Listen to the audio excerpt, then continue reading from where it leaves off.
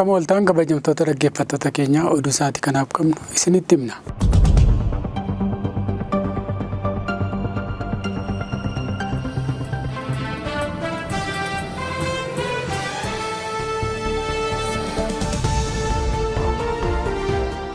Itiyoo Telekoom kuufama tajaajila isaa adda baafaman irratti taarifa dabaluu beekse. Itiyoo Telekoom kuufama tajaajila isaa hedduu irratti gatii dabaluu murteessuu beekse. Dhaabbatichi murtee kana kan fudhate baasii hojii fi kaapitaalaa dabalaa dhufe akkasumas dhiibbaa dinagdee maayikiroo bal'aa biyyattii keessa jiru akka sababaatti eeruun ta'uu ibseera. Ibsa irra baaseen Itiyoo Telekoom sirreeffamni taarifaa kun xiqqaa ta'uu hubachiisee haalli dinagdee qormaata keessa jiraachuu fi baasiin dhaabbatichi tajaajila kennuu fi bu'uuraalee misooma babal'isuuf baasu dabaluu isaatiin walqabatee ta'uu isaa ibseera. Dhaabbatichi fooyya'insi gatii kun itti fufiinsa tajaajila isaa eeguuf murteessaa ta'uu akkasumas babal'ina teleekoomii fi bu'uuraalee dijitaalaa akka biyyaatti itti fufee jiru deeggaruu kan kaayyeffate ta'uu beeksiseera. Itiyoo Telekoom akka jedhetti daballiin gatii paakeejii tajaajila tokko tokko irratti taasifamu dhiibbaa maamiltoota irratti akka hin uumneef tarkaanfiiwwan eeggannoo fudhateera. Tarkaanfiiwwan kanneen keessaa fayyadamtoota teelee birriif yookaan onnachiiftuu fooyya'aa dabaluu kan eerame yoo ta'u, hir'inni bittaa kuufamaa dhibbeentaa 10 ture gara dhibbeentaa 20tti akka guddate ibsameera. Dhaabbatichi dabalataan gatiin kuufama tajaajila 38 kan yeroo baay'ee itti fayyadamaan akka hin jijjiiramne ifatti ibsee akkasumas kuufama fayyadamtoota galii gadi aanaa qabaniif qophaa'an kanneen akka paakeejii birrii 1, birrii 2, birrii 5 fi kuufama sa'aatii 1 sirreeffama taarifaa haaraan keessaa akka hin jirre mirkaneesseera. Kuufama addaa barattootaa, barsiisotaa fi qaama miidhamtootaa irratti xiyyeeffatanii saffisaa fi haala amma duraatiin akka itti fufan Itiyoo Telekoom ibsa isaa keessatti hubachiiseera. Kunis tajaajilli teleekoomii hawaasa bal'aa hundaaf qaqqabaa akka ta'uu fi tattaaffii dhaabbatichi taasisaa jiru kan agarsiisu ta'uu ibsameera. Itiyoo Telekoom daballiin gatii tajaajila kuufamaa kun kenniinsa tajaajila qulqullina qabu itti fufsiisuuf akkasumas investimentii bu'uuraalee dijitaalaa babal'isuuf barbaachisaa ta'uu ibsuun murteen kun guutuu biyyattii tajaajila dijitaalaa bal'aan akka argamu taasisuuf bu'uura ta'a jechuun dhaabbatichi ibseera.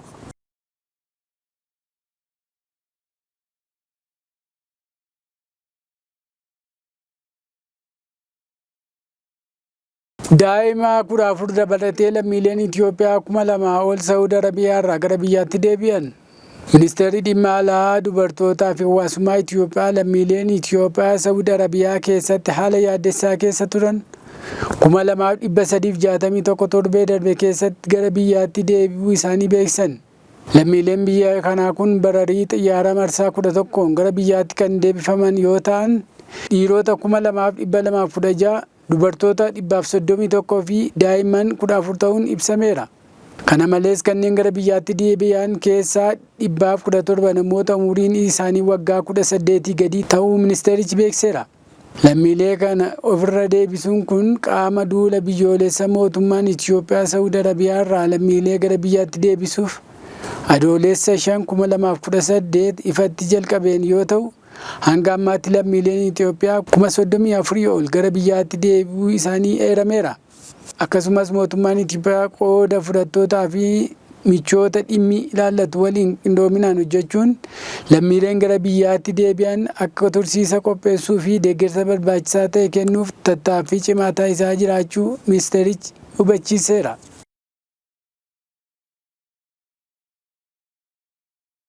Waraanni Sudaan daangaa Itoophiyaatti garee finciltootaa haleellaa banuuf karoorfate ofirraa ittisuuf qophiirra jiraachuu gabaafame.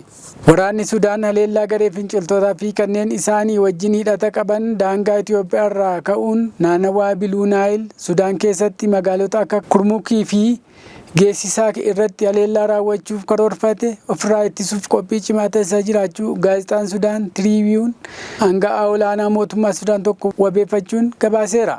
Yeroo qophiin nageenyaa cimee jiru kanatti dura taa'aan mootummaa ce'umsaa Sudaanii fi ajajaan raayyaa ittisa biyyaa Sudaan Abdel Fattah al-Burhaan biyyoonni ollaa wal dhabdee keessoo Sudaan keessaa akka hin seenne akeekkachiisaniiru.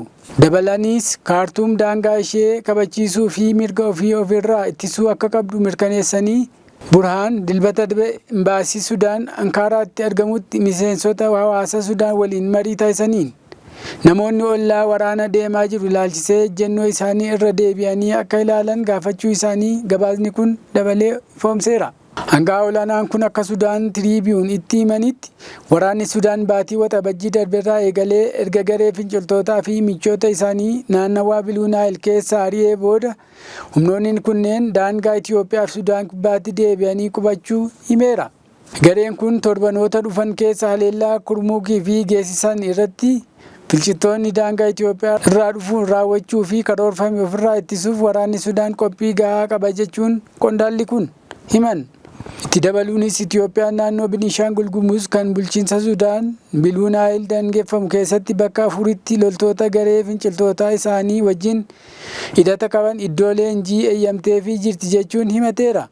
Finciltoonni kunneen garee SPLM kan Yoosef Tuukaan durfamu humnoota hooggansa Obaayid Abuu Shootaaliif amanamoo ta'an akkasumas loltoota qarshiidhaan Itoophiyaa fi Sudaan kibbaa irraa bitaman ta'uun ibsuun hundi isaanii meeshaalee waraanaa ammayyaa kan qaban ta'uu himameera. Aangawoonni Sudaan akka himanitti hooggantoonni garee finciltootaa Abuu Shootaalii fi Tuukaa magaalaa guddoo naannoo Beenishaangul Gumuz Asoosaa deemuu isaanii qondaalli kun ibsuun itti dabaluudhaan meeshaa waraanaa gurguddaan gamtaa Imireetota Arabaa irraa ergamuun buufata xiyyaaraa lama kan naannoo san ga'uu fi kaayyoon isaa haleellaa karoorfameef kan milkeessuu fi akka ta'e ibsaniiru. Itoophiyaan himannaa gama Sudaan kan biyya ishee keessatti garee finciltoota leenjisuu fi meeshaalee waraanaa dabarsuu jedhee irratti dhiyaate keessaa harka hin qabu jetti. Burhaan Sudaan mirga ofirraa ittisuu akka qabdu cimsee kan ibse yoo ta'u, gabaasni Sudaan Tiriibiyuun akka agarsiisutti Sudaan biyya ollaa kamiyyuu hin waraanne haleellaa raawwachuufis yaada hin qabdu jedhaniiru. Dabalees namni Sudaan xiqqeesse kamiyyuu irra deebi'ee yaaduu qaba. Akkasumas marii biyyoota afurii Ameerikaa, Saawud Arabiyaa, Masrii fi Imireetota Arabaa gamtoomanii of keessaa qabu kuffisaniiru. Sababni Imireetonni Arabaa wal dhabdee kana furuuf caalaa ammeessuu irratti fuuleffachaa jiru jedhaniiru. Hoogganaan Sudaan kun akka jedhanitti Kaartuum biyyoonni Waashingitiin, Riyaad fi Kaayiroo kallattiin Abuu Dhaabiitti dhimmichas furan Imireetota Arabaa qaama furmaataa kan hin taane cimsanii dubbataniiru.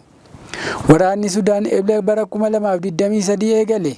Waldhabdeen kun daangaa qaxxaamuruun gaanfa Afrikaa daran tasgabbii dhabsiisuu danda'a jechuun yaaddoo uumaa jira.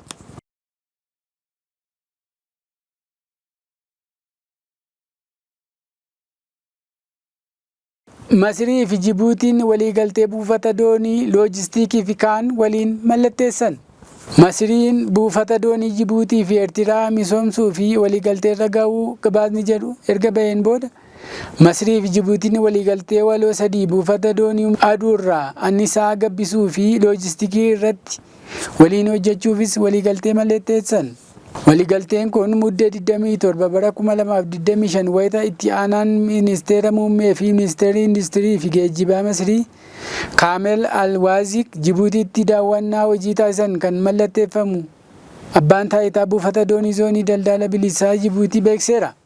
Waliigalteewwan kunneen zoonii daldala bilisaa idil addunyaa Jibuutiitti bakka ministeerri meeshaalee fi geejjibaa Jibuutii Hasan Umeed, Masriitti ambaasaaddarri Jibuutii Ahimad Alii Baarree fi Jibuutiitti ambaasaaddarri Masrii Abdulrahman Raafaat Kitaab argamanitti mallattaa'eera. Sirna waliigaltee mallatteessuu kanaan dura jiilli ministeerota bakkoota addaa buufata doonii konteenera Dooraalee bakka piroojeektii paarkii aduu irraa annisaan elektirikaa irraa maddisiifamu akkasumas bakka loojistiikii oomishaalee gara Masrii erguu fi qophaa'ellee daawwataniiru. Waliigaltee mallatteeffame keessaa tokko waliigaltee dhaabbata elektiriikii Elsewey fi SGTD jidduutti mallatteeffame yoo ta'u, buufata humna aduurraa annisaa elektirikaa meegaawaatii 23 kan baatirii kuusaa humnaa of keessaa qabu lafa heektara 30 Dooraalee keessatti ijaaruu irratti xiyyeeffata. Buufatichi annisaa konteeneraa qofaa dhiyeessuuf kan karoorfame ta'uu ibsame. Waliigaltee lammaffaan waliigaltee wal hubannoo kan dhaabbata garee Horn Investment yookaan Great Horn Investment Holding fi dhaabbata geejjiba mootummaa Masirii Holding Company for Maritime and Land Transport gidduutti mallatteeffameedha. Kunis waggaatti kontineera haaraa miliyoona 5 ol geejjibsiisuuf kan danda'uu fi dheerinni buufata doonii meetira 1,450 ta'e misoomsuuf kan yaadameedhas. Inni sadaffaan immoo waliigaltee lafa liizii hektaara 10 naannoo loojistikii oomishaalee Masirii al-ergii fi qophaa'e misoomsuu kan of keessatti hammate yoo ta'u, piroojeektiin kun carraa hojii bal'aa ni uuma jedhamee eegama. Masiriin Eertiraa fi Jibuutii keessatti buufata galaanaa murteessoo jedhaman misoomsuuf waliigaltee irra gahuun himame. Tarkaanfii kun waldhabdee bishaan laga Abbayyaa irratti deemaa jiru dabalatee Itoophiyaa ulaa galaanaa argachuuf carraaqqii taasisaa jirtu irratti dhiibbaa uumuu mala jechuun gaazexaan Abuu Dhaabii The National maddoota Kaayiroo wabeeffachuun gabaasee ture. Akka maddeen ibsanitti waliigalteen dhimma kanaa irratti Eertiraa waliin taasifame dhuma baatii Onkololeessaa daawwannaa Pireezidaantii Isaayyaas Afeworqii Kaayirootti taasisaniin milkiin kan xumurame yoo ta'u, kan Jibuutii ammoo qondaalota olaanoo Masirii fi Jibuutii waliin mariin taasifamuu ibsaniiru. Itoophiyaan immoo faayidaa dinagdee piroojeekticha ishee cimsitee hojjechuuf mirga abbaa biyyummaa akka qabdu mirkaneessitus, Kaayiroo fi Kaartuum dhidhiichi dantaa isaanii akka jalaa miidhe irra deebiin mirkaneessuuf yaalaniiru.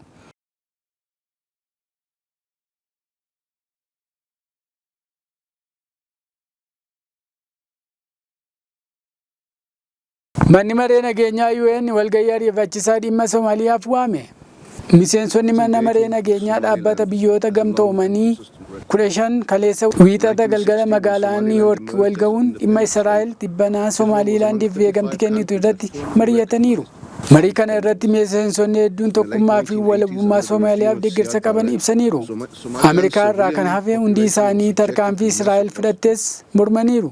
Ameerikaan miseensota mana marichaa harki caalaan Israa'el Somaaliilaandiif beekamtii kennuu ishee Somaaliyaa qofaaf utuu hin taane Filisxeemota Gaazaa irratti illee dhiibbaa guddaa qabaachuun mala jechuun mormaniiru.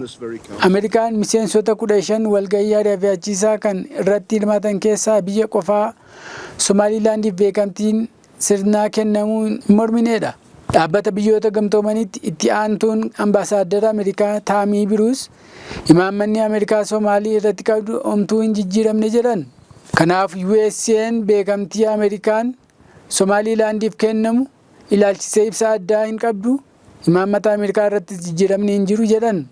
Akkasumas Israa'el hariiroo dippiloomaasii uumuuf mirga akkuma biyyoota abbaa biyyummaa qabu kamiyyuu qabdi jechuun mana marichaatti dubbatan.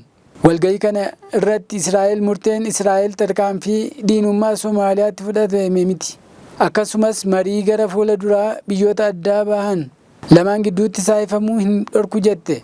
Beekamtiin kun gochaa mormii miti. Carraadha jechuun UN'tti ambaasaaddara Israa'el kan ta'an Joonataan Miilar mana marichaaf ibsaniiru. Liigii Arabaa miseensa 22 qabu bakka bu'uun dubbatan UN'tti ergama garichaa Maaged Abdulfattah Abdellaaziz tarkaanfiiwwan beekamtii seeraan alaa kun uummata Filisxeemiif humnaan buqqisuu yookiin buufata doonii kaaba Somaaliyaa fayyadamuun buufata waraanaa hundeessuuf haala mijeessuuf kan kaayyeffate jechuun cimsanii balaaleffataniiru. Israa'el Somaalii akka bakka uummanni Filisxeem keessa Gaazaa irraa buqqifaman qabsiifamuuf haala mijeessu jedhan. UN'tti ergamaa UK Biriteen tokkummaa walabummaa naannoo fi abbaa biyyummaa Somaaliyaaf deeggarsa qabdu irra deebitee mirkaneessiti jedhan. UN'tti ambaasaadarri Somaaliyaa Abubakar Daahir Somaaliilaandiif beekamtii kennuuf tarkaanfiin fudhatamu kamiyyuu gatii hin qabu jedhan. Kanaaf miseensonni mana marichaa gochaa weerara Israa'el cimsanii akka diidan gaafatan. Kunis Soomaaliyaan gargar caccabuu qofa osoo hin taane naannoo gaanfa Afrikaa fi galaana diimaa tasgabbii dhabsiisuuf sodaachisa jedhan. Keessattuu Soomaaliyaan tarkaanfiin kun karoora Israa'el humnaan uummata Filisxeem Gaazaa irraa gara naannoo kaaba dhiyaa Soomaaliyaatti jijjiiruuf qabdu tarkaanfachiisuuf kan kaayyeffate ta'uu akka danda'u yaaddoo qabdi jedhan. Gaanfa Afrikaa keessatti tasgabbii dhabuu kan uumu yoo ta'e nageenya naannoo Arabaa fi Afrikaa walitti hidhame haalaan kan miidhu ta'us ibsaniiru. Israa'el jimaata darbe Somaaliilaandiif biyya walabaa ta'uu ishee labsite. Kunis Soomaaliyaa keessatti dheekkamsa yoo kaasu Somaaliilaand keessatti simannaa waan kan godhame yoo ta'u hiriirri deeggarsaas gaggeeffameera.